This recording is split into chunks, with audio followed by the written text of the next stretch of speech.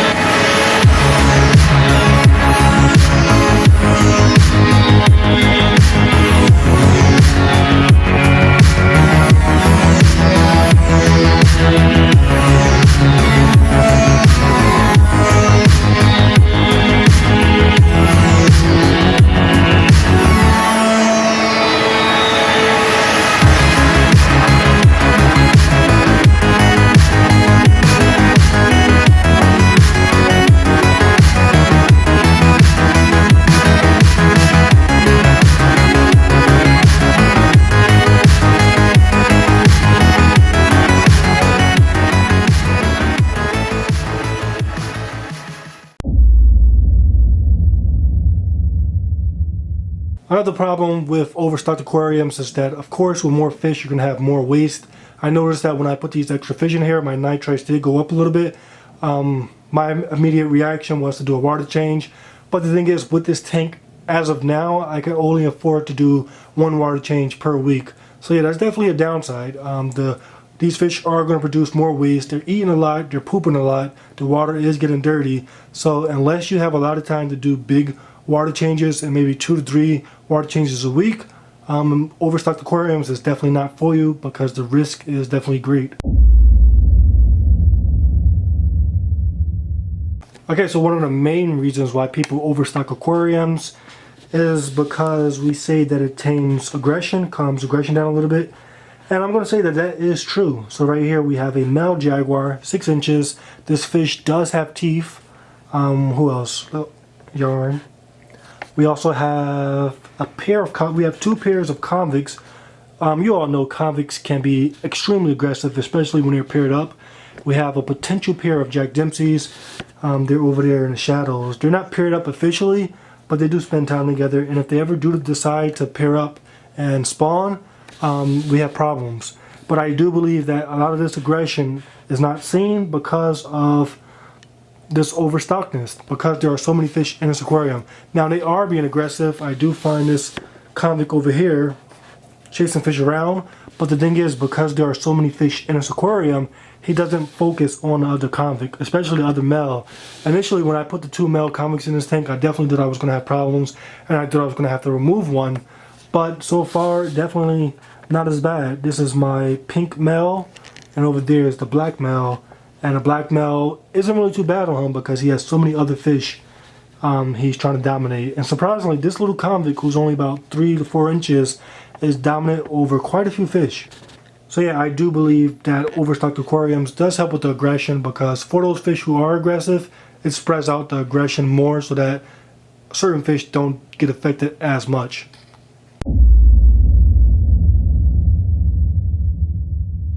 Okay, and I have one more con about overstocking aquariums, and it's that I believe that the fish, most fish, are not comfortable in this type of setup. This tank that's just so active and so much going on, I honestly believe that some of the fish just are not that comfortable in this type of setup.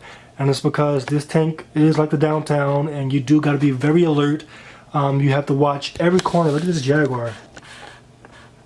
He has to pay attention to everything going on around him because there's just so much going on. So honestly, when I look at these fish, I do believe that some of them are not as comfortable as they can be. especially considering the tanks that they came from.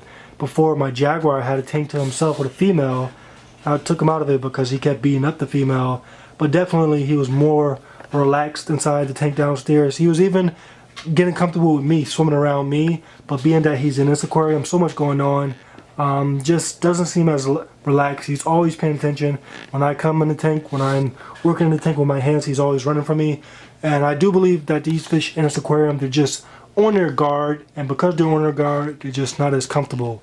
Now, unfortunately, when these fish are comfortable, you do see more aggression. For example, my convicts, when they were more comfortable with my 125, they were a breeding pair, and of course they were aggressive. They were taking half the tank. So yeah, when these fish are comfortable, they are some nasty creatures. But at the end of the day, I told you guys one of my main priorities is making these fish comfortable, and I do believe that in this setup, being that it's so crowded, so much going on, especially with these aggressive fish, it's definitely not the most comfortable setup for these guys.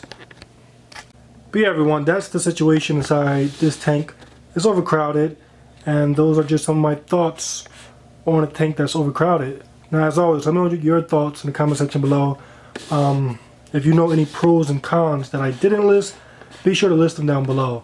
Now, like I said, this is temporal. I'll see these fish get way too big for this aquarium, and I will be taking out most of them. In fact, my long-term plans for this aquarium is to eventually either have this male Jaguar pair with one of my females. Another yarn. But yeah, to have this male pair with one of my females, or to just get one solo aggressive fish in this aquarium. But yeah, besides that, everything else down here doing good. The Red Devil's still not really accepting a female. He does allow her to swim around more, but he's still being a little bit rebellious. These peacock bass, putting this guy in his tank was one of the greater decisions that I made, and that's because this guy is competing with this little guy, and because of that, they're now even smelt. So I no longer have to feed feeders. I still have to feed them for the one upstairs, but for these two guys, they're on smelt. I'm going to keep them on smelt, and because they're competing, it should be easy fully converting them. It's only been 2 days of feeding them the smelt. Smelt is raw fish if you don't know, but it's only been 2 days of feeding them the smelt, but because they are competing, it should continue. Other than that, we're still getting them more supplies for the build. We have silicone, fiberglass cloth, just, you know, the necessary tools. This just came in today. This is K1 media, and basically when a new tank is set up, I want to get it started right away. So all this K1, I'm going to clean it, and I'm going to toss it in there, and it's going to be in this tank collecting the beneficial bacteria. I already have a decent amount in there. But yeah, I have all this. This is $40 worth K1 media, 1 square foot or 1 cubic foot, something like that. Oh yeah. So I'm going to get some beneficial bacteria growing on that. Before I do that, I do have to go in here and collect some of the fish, because this thing is just a trap for fish. Let me get my light. So yeah, before I put the K1 in here, I do have to get some fish out. So if I'm not sure if I can get it for you guys, but try to push all that over there.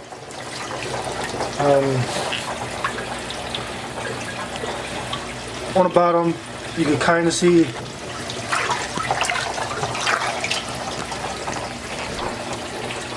you can't see, but in person there's a like 2-inch pleco down there. There's also a black pleco, which is strange because I've only been breeding the albinos, so that's pretty cool. I want to get that guy out. And I have like 4 or 5 baby convicts down there, and they all came out of this tank, sucked down by my overflow, and now they're all down there. So yeah, before I get this media, I got to take out all the original media that's in there, catch those fish, find a good place to put them where they won't get killed, and yeah, just a day in the life. So as always, thank you for taking the time to watch this video. Hope you guys enjoyed, and I'll catch you all on the next one.